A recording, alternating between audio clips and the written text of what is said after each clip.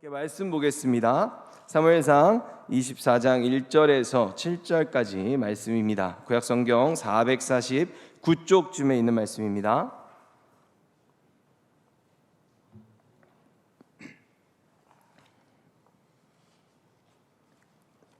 사무엘상 24장 1절에서 7절까지 말씀입니다. 함께 교독하겠습니다. 제가 먼저 읽고 마지막 말씀 같이 보겠습니다. 사울이 블레셋 사람을 쫓다가 돌아오매 어떤 사람이 그에게 말하여 이르되 보소서 다윗이 엔게디 광야에 있더이다 하니 사울이 온 이스라엘에서 택한 사람 3,000명을 거느리고 다윗과 그의 사람들을 찾으러 들렴소 바위로 갈새 길가 양의 우리에 이른즉 굴이 있는지라 사울이 뒤를 보러 들어가니라. 다윗과 그의 사람들이 그 굴 깊은 곳에 있더니 여호와께서 당신에게 이르시기를 내가 원수를 내 손에 넘기리니 내 생각에 좋은 대로 그에게 행하라 하시더니 이것이 그날이니이다 하니 다윗이 일어나서 사울의 겉옷자락을 가만히 베니라. 그리한 후에 사울의 옷자락 뱀으로 말미암아 다윗의 마음이 찔려 자기 사람들에게 이르되 내가 손을 들어 여호와의 기름 부음을 받은 내 주를 치는 것은 여호와께서 금하시는 것이니 그는 여호와의 기름 부음을 받은 자가 됨이니라. 함께 읽겠습니다. 다윗이 이 말로 자기 사람들을 금하여 사울을 내하지 못하게 하니라. 사울이 일어나 굴에서 나가 자기 길을 가니라. 아멘. 오늘 저희들이 이 본문 가지고 성경적 기준으로 판단하기라는 제목으로 함께 말씀 나누겠습니다. 여러분, 지금 사울을 피해 다윗이 계속 도망을 다니고 있죠. 그런데 오늘 본문은 특별히 계속해서 다윗이 어려움을 겪었는데 이번에는 사실은 다윗이 사울을 죽일 수도 있었던 어떤 그런 굉장히 좋은 기회라고 볼 수도 있겠어요. 다윗의 부하들은 그렇게 봤죠. 그 내용을 다루고 있습니다. 근데 여러분, 지금 다윗이 어떤 상황이냐면 한번 여러분들이 도망을 다닌다고 생각해 보세요. 다윗은 지금은 더 이상 혼자가 아닙니다. 600명의 사람들과 같이 도망을 다니고 있어요. 그러니까 이 정도의 인원이면 이스라엘 땅이 경상도보다 작단 말이죠. 그러니까 만약 누군가가 작정하고 그 위치를 알려주기 시작하면요, 지금 다윗은 특별하게 하나님께서 그 유다를 떠나지 말라 그러셨잖아요. 그러니까 그 안에서 지금 나오지 못하고 있는 상황 속에서 어디를 가도 도망가려야 갈 수가 없는 상황인 겁니다. 그런데 사울이 그러니까 언제든지 쉽게 찾을 수 있는데요, 오늘 본문의 시작 부분을 보면 1절에 한 번 더 보면 사울이 블레셋 사람을 쫓다가 돌아오매 어떤 사람이 그에게 말하여 이르되 보소서 다윗이 엔게디 광야에 있더이다 하니 이렇게 되어 있습니다. 그러니까 사울이요, 지난 시간에 다윗이 이제 그일라에 있다가 그곳은 요새라 그랬죠. 그래서 사울이 오기 전에 도망을 잘 나왔단 말이에요. 이렇게 계속해서 도망을 다녔어요. 그러다 오늘은 특별히 지금 엔게디 광야 쪽에 있다라는 얘기를 듣고 사울이 다시 오는데, 문제는 지금 본문이 사울이 다시 오고 있다는 것을 굳이 드러내고 있다는 거죠. 근데 어디를 갔다 왔다고 말하죠? 블레셋을 쫓다가 왔다라고 말하죠. 그러니까 지금 24장인데 1절인데 23장 바로 앞에 저희들이 읽지 않은 본문에 보면요, 지난 시간에는 그일라 성 그곳은 요새라고 말씀을 드렸어요. 그런데 그때는 사울이 온다는 걸 다윗이 빨리 알았단 말이에요. 그리고 하나님이 얘기해 주셨잖아요. 그 사람 사울은 올 거고 사울이 오면 그일라 사람들이 너를 내줄 거다라고 하니까 다윗이 먼저 빠져나왔죠. 그런데요, 사울이 다윗을 쫓을 때 가장 위험했던 순간이 언젠가 하면 바로 오늘 본문에서 지금 블레셋을 쫓으러 갔다 왔다라고 하는 요 23장 마지막에 있는 이 본문이 가장 사울이 다윗을 잡을 뻔했던 사건입니다. 그게 마온 황무지에서 다윗이 사울에게 포위를 당했던 사건이에요. 이 장소가 만약 지난 시간에 그일라처럼 요새라면 뭐 이렇게 버틸 수 있겠지만 이 마온 황무지는요, 여러분, 완전히 열려있는 장소예요. 그런데 그냥 열려있는 게 아니라 가운데가 주변 지역보다 이렇게 푹 꺼져서 들어가 있는, 그리고 주변은 높은 언덕으로 동그랗게 둘러싸여 있는 분지 지형이었습니다. 여러분, 보통 분지 지형이요, 대부분 나라들의 이 분지에는 뭐가 있냐면 마을이 있습니다. 사람이 살기에 좋아요. 그래서 이 마온이라는 이 단어의 뜻도 거주지라는 단어예요. 그러니까 전통적으로 사람들이 이 지역에서 거주를 해왔기 때문에 그런 이름이 붙었겠죠. 근데 일반적으로 분지가 왜 좋냐 하면, 비가 오면 비가 이렇게 가운데에 푹 꺼진 대로 이렇게 모이는 거예요. 그러니까 그 지역의 토지가 비옥해집니다. 게다가 주변이 언덕으로 삥 둘러싸여 있으니까 동물이나 이런 것들의 침입도 적은 거죠. 그래서 주거지로 많이 쓰는 지형이에요. 그리고 다윗과 지금 그 사람들 600명이라는 사람이 그런 분지 지형 안에서 주둔을 하고 있었던 거예요. 근데 이번에는 다윗이 사울이 온다는 사실을 너무 늦게 들은 거예요. 그래서 그 얘기를 딱 들었는데 이렇게 보니까 벌써 저쪽 언덕에서 사울이랑 그의 군사들이 이렇게 내려오는 게 보이는 거예요. 그러니까 다윗이 급하게 일어나서 반대쪽으로 도망을 가려고 하는데, 사울이 이번에는 작전을 쓴 거예요. 한쪽에서 온 게 아니라 군사를 나누어서 반대쪽에서 이렇게 두르면서 다윗에게 와가지고 다윗이 삥 둘러서 포위를 그 순간 그곳에서 당해버린 겁니다. 그게 23장 26절인데요. 한번 보면요, 사울이 산 이쪽으로 가매 다윗과 그의 사람들은 산 저쪽으로 가며 도망가려고 했던 거죠. 다윗이 사울을 두려워하여 급히 피하려 하였으니 이는 사울과 그의 사람들이 다윗과 그의 사람들을 애워싸고 잡으려 함이었더라. 아멘. 그러니까 둘러싸여 버린 거예요. 완전히 포위당했어요. 그러니까 사울과 다윗의 추격전에서요, 이때가 성경에서 가장 위험한 순간이었습니다. 완전히 포위됐다라는 말을 이때 쓰는 거죠. 그래서 다윗의 입장에서는 가장 위험한 순간이었고요, 사울의 입장에서 보면 그런 게 있잖아요. 여러분, 우리가 이렇게 너무나 안타깝게 대학교 했을 때 막 이렇게 예비 1번까지 갔다가 안 되면 막 제 친구들 그런 걸 잊지를 못하더라고요. 근데 그런 것처럼 사울에게는 다윗을 잡을 뻔했던 가장 아까웠던 찰나의 순간입니다. 그렇게 완전히 포획을 냈어요. 그래가지고 사울이 다윗을 잡으려고요, 둥그렇게 둘러싸고 이렇게 다가오는 거예요. 여러분, 이제 다윗은 그냥 죽었습니다. 사실 끝난 거예요. 도망갈 데가 없어요. 여기는 분지 지형이고 둥그렇게 둘러싸여서 사울이 이제 잡는 거였거든요. 그런데 성경의 표현이 지금 어떻게 되어 있냐면 그렇게 되어 있었죠. 애워싸고 잡으려 함이었더라. 딱 잡으려고 그랬단 말이에요. 사울이 그럴 정도의 찰나까지 갔단 말이에요. 근데 사울이 딱 잡으려고 그러는데 그때 갑자기 난데없이 말도 안 되는 상황이 벌어집니다. 무엇인가 하면 27절에 바로 이렇게 나와요. 전령이 사울에게 와서 이르되 급히 오소서 블레셋 사람들이 땅을 침노하나이다. 아멘. 여러분, 이 마온 지역이라는 데는요, 이스라엘이 있으면 이스라엘 최남단이에요. 블레셋 국경지대랑 가까운 쪽까지 다시 내려와 있었거든요. 최남단이었는데 지금 사울과 그의 군사들이 어떻게 된 거예요? 이 중앙 지역 쪽으로, 이스라엘 위쪽으로 지금 갑자기 블레셋이 쳐들어왔다는 거예요. 사울이 지금 다윗을 그냥 딱 잡으면 되는데 지금 블레셋이 쳐들어왔습니다 라고 하는 거예요. 여기서 침노하다라는 표현을 쓰는데요, 이 표현이 우리말 성경을 보면 어떻게 되어 있냐면 이렇게 되어 있어요. 빨리 가셔야겠습니다. 블레셋 사람들이 땅을 모두 차지하려 하고 있습니다. 이렇게 번역되어 있어요. 그러니까 여러분, 사울이요 어떻겠어요? 눈물을 머금고 이렇게 잡으려고 했다가 어쩔 수 없이 나라 뺏기면 뭐 지금 다윗을 잡고 말고도 없잖아요. 그러니까 뒤로 돌아서서 간 겁니다.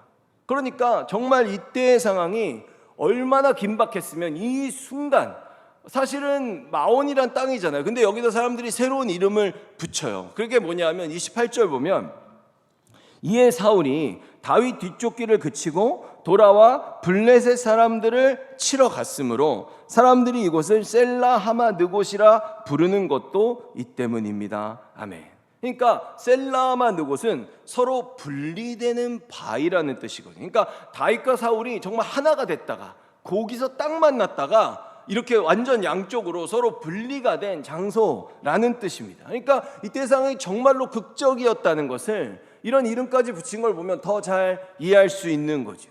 근데 여러분, 우리가 이런 사건을 볼 수 있어야 된다는 거예요. 이런 사건은 우연이 아닙니다.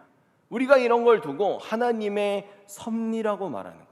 지금 사울이 다윗을 죽이는 것을 하나님께서 어떤 거예요? 정말로 원치 않으신다는 걸 보여주는 결정적인 사건이에요. 이처럼요, 사울이 아무리 유리한 순간이 오더라도 정말 뭐 하나 사울의 뜻대로 되는 게 하나도 없는 거예요.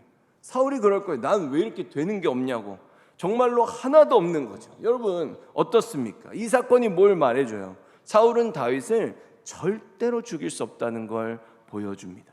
잠언 19장 21절에 이렇게 돼 있어요. 사람의 마음에는 많은 계획이 있지만 결국 여호와의 뜻대로 성취된다. 아멘.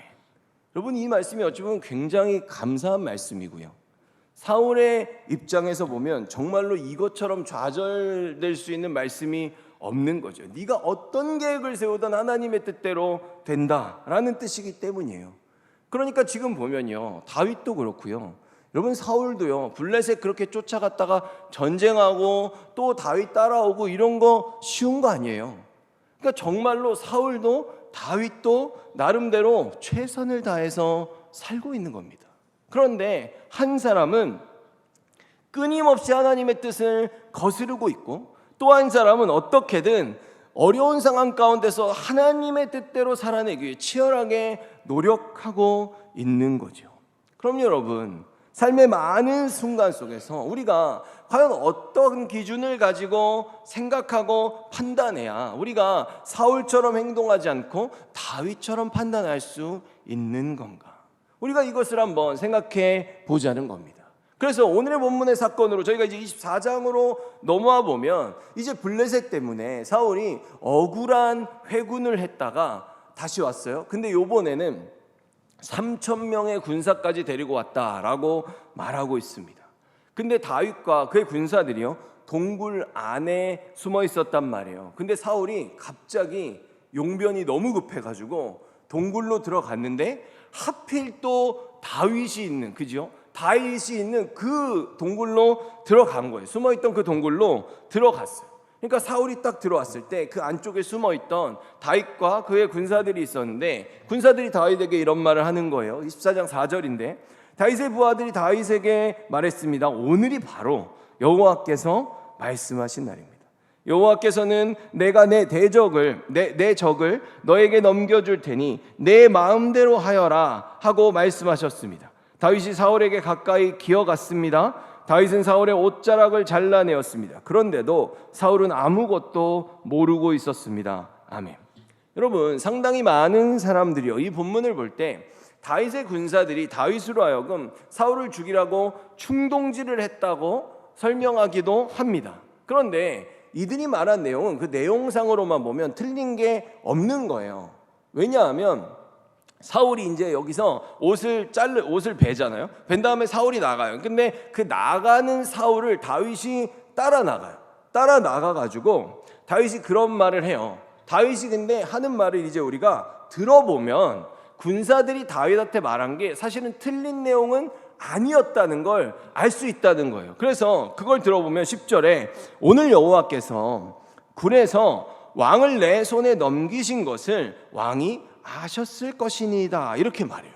그러니까 여호와께서 다윗의 원수인 사울을 다윗의 손에 넘겨준 그 상황이요, 틀린 게 아니라는 거예요. 하나님께서 만드신 상황이 맞다는 거죠. 근데 우리가 그 뒤에 하는 말도 더 들어보면 어떻게 말하냐면, 다윗의 사람들이 이르되 보소서 여호와께서 당신에게 이르시기를 내가 원수를 내 손에 넘기리니 여기가 중요해요. 내 생각에 좋은 대로 그에게 행하라 하시더니 이것이 그날이니이다 하니 아멘. 그럼 보세요. 원수를 하나님께서 넘겨준다 그랬지 죽이라고 하진 않았어요. 그렇죠? 다윗에게 뭐라 그랬어요? 내 생각에 좋은 대로 행하라 그랬단 말이에요. 그러니까 하나님이 말씀하신 게 이루어졌어요. 근데 다윗은 정말 사울을 다윗의 손에 주셨는데, 그 상황 속에서 다윗은 어떤 좋은 생각을 한 거예요? 지금 다윗의 군사들은, 여러분 이게 보세요. 말씀에 보면요, 그 말씀 안에서 다윗의 군사들이 다윗에게 말했을 때 다윗이 대답 안 하고 바로 일어났다고 돼 있거든요. 그러니까 지금이 그때입니다. 그러니까 다윗이 칼을 들고 딱 일어났단 말이에요. 그러니까 와, 바로 가서 죽일라나 보다, 이렇게 생각을 하지 않았겠습니까? 근데 다윗은 그 순간에도 당신에게 네가 좋은 대로 해라 라고 했을 때 다윗은 하나님의 주권이 더 우선된다고 생각했다는 거예요. 다윗은 무슨 생각을 한 거예요? 원수를 갚는 권세가 나한테 있지 않아. 그 권세는 주님한테 있잖아. 그러니까 나는 내가 사울을 직접 죽이진 않을 거야 라고 그 순간에 판단을 내린 거죠. 그리고 다윗의 판단은 어떻습니까? 옳지요. 성경에서는 계속 그렇게 말해요. 로마서 12장 19절 보면 내 사랑하는 자들아 너희가 친히 원수를 갚지 말고 하나님의 진노하심에 맡기라. 기록되었으되 원수 갚는 것이 내게 있으니 내가 갚으리라고 주께서 말씀하시니라. 아멘. 여러분, 바로 이겁니다. 하나님께서 원수를 우리들의 손에 넘기시는 건 우리를 부끄럽지 않게 하시고 하나님이 모든 생명의 주관자이시고 하나님이 계획하시는 일을 이루시는 분이라는 걸 보여주는 사건인 건 맞아요. 그러나 그렇다 그래서 그들을 죽이라고 주신 건 아니라는 거죠. 우리는 당연히 두 가지밖에 생각을 못해요. 근데 다윗은 사실 다른 대답을 내고 있는 거예요. 다윗은 사울이 뭘 하기를 원한 거예요? 스스로 깨닫기를 원한 겁니다. 스스로 그 악한 행동을 멈춰주기를 다윗이 어떻게 하는 거예요? 지금 기다리고 있단 말이에요. 나는 더 기다릴 거야 라고 지금 다윗은 판단을 내린 거죠. 17절에 보면 다윗에게 이르되 나는 너를 학대하되 너는 나를 선대하니 너는 나보다 의롭도다. 사울이 다윗에게 그 말을 듣고 그 다윗의 선대를 받은 후에 자신이 다윗과 너무나 확연히 비교되잖아요. 자기보다 다윗이 훨씬 더 좋은 기회를 가졌단 말이에요. 뜻하지 않게. 그런데 다윗은 자기를 살려줬어요. 돌이키길 원한단 말이에요. 여러분, 마태복음 5장 44절과 46절 48절 보면 나는 너희에게 이르노니 너희 원수를 사랑하며 너희를 박해하는 자를 위하여 기도하라. 너희가 너희를 사랑하는 자를 사랑하면 무슨 상이 있으리요? 세리도 이같이 아니하느냐? 또 너희가 너희 형제에게만 무난하면 남보다 더하는 것이 무엇이냐? 이방인들도 이같이 아니하느냐? 그러므로 하늘에 계신 너희 아버지의 온전하심과 같이 너희도 온전하라. 아멘. 여러분 보세요. 이거는 무작정 그 사람한테 계속 잘하라는 게 아니에요. 예를 들어 이런 말씀을 잘못 이해하면 막 집에서 계속 학대당하고 맨날 맞는데 막 두들겨 맞으면서도 사랑해요 사랑해요 이러면서 계속 맞고 살라는 게 아니에요. 지금 하나님께서 말씀하시잖아요. 아버지의 온전하심과 같이 너희도 온전하라. 하나님이 우리들에게 주신 온전하고 완전하다는 뜻입니다. 그 완전한 말씀이 우리들에게 알리는 대로 언제나 살 수 있도록 삶의 모든 순간 속에서 그 하나님의 주권을 인정하고 그 뜻대로 판단하기 위해 노력하며 살아가라는 거죠. 여러분, 시기는요 분노가 내고 분노는 폭력이 됩니다. 그 폭력은 다른 사람들을 해하기까지 하죠. 근데 세상이 악으로 대할 때 그 똑같은 악으로 대하면요 그 보복하는 그 죄의 굴레는 끝나지 않는 걸 역사 속에서 볼 수 있어요. 그런데 지금 예수님께서는 어떻게 한 거예요? 당신의 사랑으로 우리들의 죄를 끊었던 것처럼 너희들이 내가 너희들에게 제시하는 온전한 그 말씀의 기준, 선하신 하나님의 뜻대로 그 모든 악을 이겨내라고 말하는 거죠. 사람의 말을 따르고 너희들의 인간적인 감정을 따르는 게 아니라 주님께서 만드신 규칙과 질서들이 있고 이 말씀들이 있단 말이에요. 이것들을 따라 행할 때 우리는 선으로 악을 대항하는 방식이라는 겁니다. 예를 들어 상대가 계속해서 거짓말을 해요. 그래도 우리는 진심만을 따라서 행해야 되는 거죠. 다윗은 지금 그런 방식으로 사울의 폭력을 끊으려고 한 겁니다. 그래서요 지금 어떻게 된 거예요? 정말로 아주 잠깐이었지만 사울이 회개를 하려고 했던 겁니다. 그죠? 이때는 자신을 돌아봤어요. 16절에 뭐라 그랬어요? 사울이 이르되 내 아들 다윗아. 이거 또 언제 아들이 됐어요? 그죠? 그렇게 죽이려고 그러다가 이것이 내 목소리냐 하고 소리를 높여 울며. 그래서 사울이 이때는 마음을 돌이키고요 3,000명 되는 그 군사를 데리고 돌아갑니다. 악을 악으로 대하고 이기려는 시도가 아니었죠. 악한 우리를 희생하신 주님의 방식은 그런 방식이 아닌 거예요. 저희들이 이것을 마음에 깊이 새겨야 되는 겁니다. 요한복음 10장 49절에서 50절 보면 내가 한 말은 내 스스로 한 말이 아니다. 나를 보내신 아버지께서 무슨 말을 해야 할지 또 어떻게 말해야 할지를 내게 명령하셨다. 그러므로 내가 말하는 것은 무엇이든지 아버지께서 내게 그렇게 말하라고 말씀하신 것이다. 아멘. 무슨 뜻입니까? 다윗도 그런 거예요. 삶의 모든 순간 속에서 나에게 기회를 주셔도 결국엔 그 순간에 내 감정을 드러내고 그동안 참았던 울분을 터뜨리라는 게 아니라 기회를 주실 때 더 하나님 드러내야지, 기회를 주실 때 더 예수님 닮게 살아야지 라는 생각을 지금 다윗은 했다는 거예요. 여러분 생각해 보세요. 다윗은요 지금껏 계속해서 도망 다닐 때 죽을 뻔했어요. 이 방금 전에는 정말로 죽을 뻔했습니다.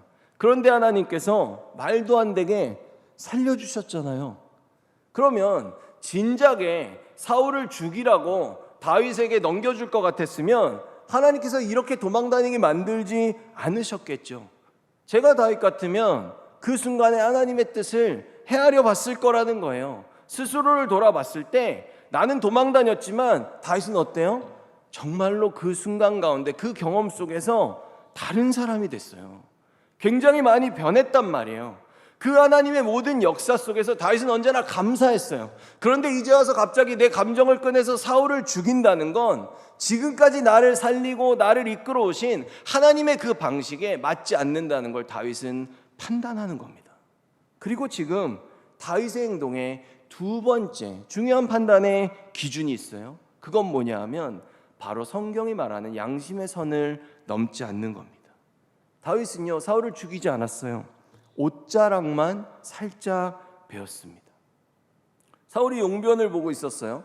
근데 우리들 그런 생각을 해요. 이것에 대해서 설명해 놓은 사람들이 많이 있더라고요. 그러니까 그런 얘기를 해요. 사울은 왕이니까 옷이 굉장히 길었을 거다. 그러니까 가뜩이나 급하게 그런 일을 보고 있을 때 그 끝에서 조금 잘라도 모르지 않았겠냐. 아니면 이렇게 겉옷을 벗어놓고 하지 않았겠냐. 그래서 거기서 좀 자른 거 아니겠냐. 뭐 이런 얘기들도 많이 있습니다. 그런데 중요한 건 뭐예요? 다윗이 그 행동만 해놓고도 다윗은 마음이 찔렸다는 거예요. 왜 그랬을까요? 그것은 첫째로 하나님께서는 생명을 해하지 말라고 명하셨어요. 지금 다윗에게 하나님이 사울을 죽이라 그랬습니까? 안 그랬어요. 좋은 대로 행하라 그랬잖아요. 사울은 아직 왕이란 말이에요.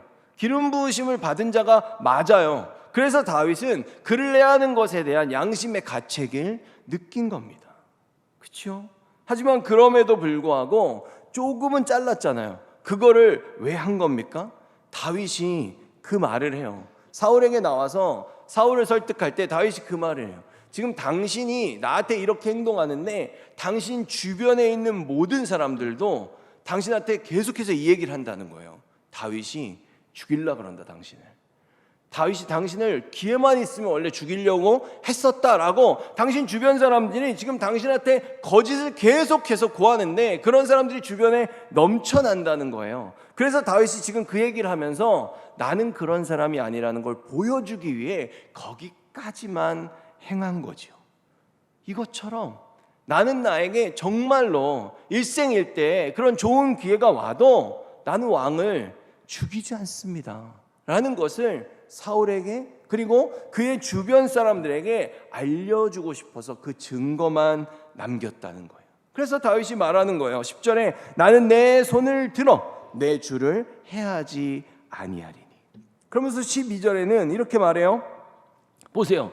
여러분 이제는 판단을 누가 하는 거예요? 하나님이 하시는 거예요. 기회를 줬어요. 내가 좋은 대로 행했어요. 그럼 내가 좋은 대로 행한 행동을 보고 이제는 하나님이 판단을 하시겠죠. 사울도 기회가 있었고 다윗도 기회가 있었단 말이에요. 12절에 여호와께서는 나와 왕 사이를 판단하사. 무슨 뜻입니까? 자신은 하나님 앞에서 떳떳하다는 거예요. 나는 당신을 해하려고 한다라는 그 주변 사람의 모든 말에 대해서 아무런 혐의가 없다는 겁니다. 그러면서 다윗은 자신을 이렇게까지 표현해요. 14절에 이스라엘 왕이 누구를 따라 나왔으며 누구의 뒤를 쫓나이까? 죽은 개나 벼룩을 쫓음이니이다. 아멘. 여러분, 지금 사울의 위치는 어디입니까? 사울은 아직 왕이에요. 이스라엘은 하나님의 나라고요. 그는 기름 부음 받은 왕입니다. 그러니까 다윗에 비해서 한없이 높고 귀한 존재죠. 근데 다윗은 지금 자신을 어떻게 말해요? 개도 아니고 죽은 개다라고 말하고 있어요. 이건요, 이스라엘의 그 원래 관용어예요. 가장 초라한 자를 표현할 때 죽은 개다라고 말하는 거예요. 그리고 거기다 하나 더 하죠. 벼룩이라고 말해요. 근데 여러분, 이 벼룩도요, 재밌는 게요, 원문을 보면 개 앞에는 죽었다고 표현을 해요. 죽은 개라고 말하고, 다윗은 이 벼룩 앞에다 원래는 한 단어를 넣고 있어요. 뭘 넣냐면 숫자를 넣습니다. 무슨 숫자를 넣냐 하면 벼룩은 벼룩인데 한 마리라고 굳이 그 앞에다가 써요, 다윗이. 그러니까 지금 다윗은 어때요? 최선을 다해서 자신이 아무것도 아니라고 하찮게 표현하고 있는 거죠. 나 같은 천것은 지극히 높으신 왕이 이렇게까지 열심을 내며 쫓아다닐 이유가 전혀 없는 존재라고 말하는 거죠. 여러분, 다윗은 정말로 겸손한 자가 분명한 것 같습니다. 우리는 다윗을 보면서 하나님의 사람이 어떤가 생각해 봐야 된다는 거예요. 말로만 미담이 있다면서 뒤에서는 거짓말하고 또 뒤에서는 비양심적인 행동을 하면서 살아가면 그건 가짜입니다. 가짜 성도예요. 여러분, 저희들 이번 주 수요일에 제가 그 세례에 대해서 살펴봤는데, 우리 다 세례 받았잖아요. 그때 우리는 하나님 앞에서 이런 백성들이 되는 겁니다. 베드로전서 3장 21절 보면요, 물은 예수 그리스도께서 부활하심으로 말미암아 이제 너희를 구원하는 편이 곧 세례라. 이는 육체의 더러운 것을 제하여 버림이 아니요 하나님을 향한 선한 양심의 간군이라. 아멘. 어떻습니까? 베드로 사도가 지금 세례를 말할 때 우리가 어떤 존재라는 거예요? 예수 그리스도 안에서 거듭났다는 거예요. 거듭났으면 이제 이 마음에는 나의 어떤 육적인 생각들이 아니라 주님을 향한 선한 양심을 가졌다라고 말한다는 거예요. 우리가 하나님 앞에서 살아갈 때 정결해야 하는 겁니다. 그 하나님 앞에서 살아가는 그 정결함은요, 세상 앞에서도 인정을 받을 수밖에 없는 정결함이에요. 그래서 마태복음 5장 16절 보면 이와 같이 너희 빛을 사람들에게 비춰라. 그래서 사람들이 너희의 선한 행동을 보고 하늘에 계신 너희 아버지께 영광을 돌리게 하여라. 아멘. 어떻습니까? 세상 사람들이 우리들의 선한 삶, 우리의 거듭난 인생을 보면서요, 그들도 하나님께 영광을 돌리게 하라는 거예요. 여러분, 다니엘과 그 다니엘 세 친구 보면 어떻습니까? 느부갓네살이 그들이 믿음을 보였을 때 계속해서 하나님을 찬양하고 주님께 영광을 돌리는 모습을 무릎 꿇고 하잖아요. 그런 모습을 볼 수 있거든요. 여러분, 하나님이 이게요, 우리들의 삶 속에서도 알게 하십니다. 여러분, 어떤 자녀가 있어요. 아이인데 그 아이가 정말로 예의 바르게 행동을 하고 어른들을 되게 잘 대하잖아요. 그러면은 누굴 칭찬합니까? 보통은 그 아이도 칭찬하겠지만 뒤돌아서 가정교육 잘 받았다고 그 부모를 칭찬합니다. 그런 이치예요. 초대교회도 똑같았습니다. 사도행전 2장 47절 보면요, 하나님을 찬미하며 또 온 백성에게 칭송을 받으니 주께서 구원받는 사람을 날마다 더하게 하시니라. 아멘. 그러니까 2장은 교회 굉장히 초반부예요. 이때도 계속해서 그 교인들이죠, 그 교회의 교인들의 성도들의 삶을 보면서 삶을 통해 칭찬받고 구원받는 사람이 더 많이 생겼다는 거예요. 근데 사도행전 이제 5장쯤으로 갑니다. 5장쯤으로 가면 또 이미 교회가 많이 진행된 상태거든요. 근데 이때는 더 그런 일들이 계속해서 일어나는 걸 볼 수 있어요. 5장 12절에서 14절 보면 믿는 사람들이 솔로몬 행각에 자주 모였습니다. 그들은 백성들에게서 칭찬을 받았습니다. 하지만 사람들은 감히 믿는 사람들의 모임에 끼어들지 못했습니다. 이게 왜 그러냐면 칭찬을 했어요. 근데 너무 좋은 사람들인 것 같아. 나도 저기 들어갔으면 좋겠어. 근데 쉽게 결정을 못하는 거예요. 왜 그래요? 예수를 믿으면 유대교에서 출교당한단 말이에요. 공식적으로 핍박을 받고 자신의 경제활동이 다 끊어질 수 있는 상황이에요. 그런데 결국 그들이 보다 어떻게 하는 거예요? 결정을 내리는 거죠. 그래서 14절에 이런 중에도 주님을 믿는 사람들은 점점 더 많아졌습니다. 그리하여 남자나 여자나 믿는 사람의 수가 크게 늘어났습니다. 아멘. 그럼 어떻다는 거예요?